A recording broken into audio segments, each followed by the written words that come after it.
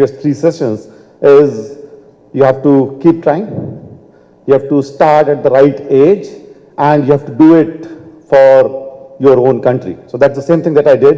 I graduated from IIT Kanpur long time back, 15 years back, did a lot of programming, coding for North American companies. At some point of time when I turned 30, thought let's solve Indian problems, and that's when I came back to India and started this company called Autovale. And after that, we were into food delivery, grocery delivery business, and now I'm currently helping Knowlarity, which is Asia's biggest cloud telephony company, and we connect businesses to businesses and consumers to consumers through telephony. Okay, very interesting. So all those who have come from coding background, not very, like even in HTML, like, you do that. So it's these days, like talking about digital India, talking about changes, it all starts with that. You pick a problem, you identify, like, you have certain thoughts and you start writing a solution. And this is mostly the first software that you write. Same thing I did multiple times, and I'm still exciting about solving a lot of different problems. But was it the first hello that I did? Talking about innovation and communication, I would talk like maybe a history professor, at times like an engineer, at times like an entrepreneur, walking you how communication has evolved over ages. So when was the first time you all said hello in your life? Do you guys remember that moment? So anyone, do you remember when did the first hello come to your world? Telephone? That's pretty close. For me, it was, so this is how it starts from childhood, and from then to phones, to other things and everything, right? That's how it starts. But we have come a long way in terms of communication, from two people talking to two worlds talking. And when I say two worlds, it's your world. In this case, it's Bharat. In this case, Thyrocare, your world and the rest of the world, right? So those two worlds talking, if you were restricted to only these two things, it was just one-to-one communication. That's what innovation is all about. And communication, not just in the form of making some sound, but communication through vision, through fiction, to fantasy, right? We created the concept, the fiction of a nation. We created the fiction of currency and hence economy. We created the concept of equity and hence startup. So we could imagine things, we could convert it to like certain documents or philosophy, be it in terms of a constitution of the country, be it in terms of the agreement and everything. And then we bind people together, we put on people together, and that's how we achieve big things, and that's how we have evolved over the last couple of centuries. What was the first mode of communication for human being? Any idea? I'm not talking about our life. But someone said action, someone said sound.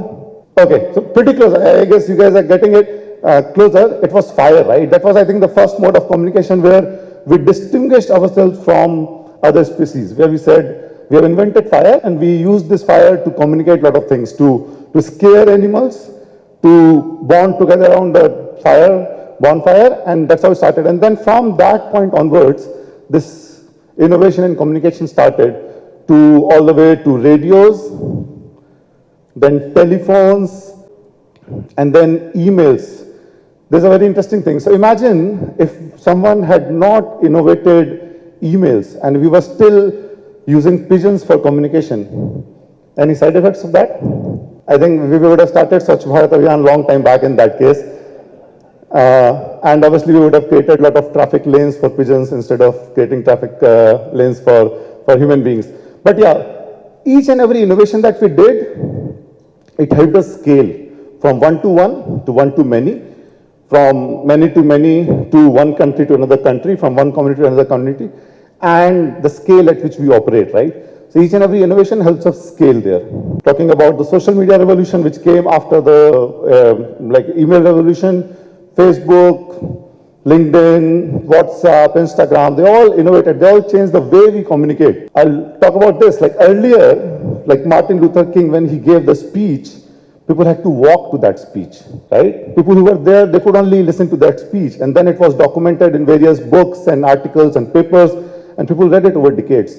But there was a delay. And now, currently, our US president sitting in a bedroom of a White House tweets something and it's live and immediately we start getting response. So that's the speed at which we are executing now because of the innovation that has happened over the last couple of years. What lies ahead? This is not the end of it. We are doing a lot of research in terms of artificial intelligence, data analytics, seeing patterns. A lot of companies are coming up with a lot of innovative devices where we can talk to each other and we can do a lot of interesting stuff there. How many of you have used Alexa? Everyone, right? So that is where we are going now from, like, again, telephony. Now we are talking about very personal assisted devices. Like, you talk to a device and it gets a lot of things done. Not just that, we have a layer behind that. That talks about the insights from that. Like, for example, just to give you an example, about whether the customer is happy, not happy. The only way to do that was to go through each and every call recording and listen to that. Imagine the kind of cumbersome process it is and how painful it is for a business owner to not know what's happening in your business. That's where this technology helps, the artificial intelligence part of it, where we put certain keywords, whether customers are saying good, awesome, or whether customers are saying bad, pathetic, and based on those keywords, your analytics will tell you whether the customer is happy or sad. That's the power of analytics in communication. So at any given point of time, we can see on the dashboard whether our customers are happy, not happy. Earlier, like talking about Knowlarity, earlier whenever we create an IVR, we were dependent on recording artists to record their voice, and there was a delay of 3 days, 4 days. And 3 days, 4 days of delay is a lot of delay for any startup. So we implemented some TTS software there so that, like, we are live instantly. So, those are the kind of innovations that have been happening all over the world, not just in India. And Knowlarity is one such company that is doing it. We are connecting people through telephony without any company investing anything on the infrastructure or the hardware part of it. Obviously, so far I've spoken about the good things here, but there's a different side of it as well. So, for example, I have a daughter who's not even 3, and she can speak better English than me. She can operate all the devices, but I see the side effects of communication as well, and I would like to mention that here. That is very clearly depicted in this picture where, like, 3 siblings are sitting next to each other. They are very well connected to the device and rest of the world, but they are not talking to each other. So we have to be very, very careful about appreciating the innovation, using it to move to next level, but at the same time not forget that we are a very social people and we should talk to each other as well.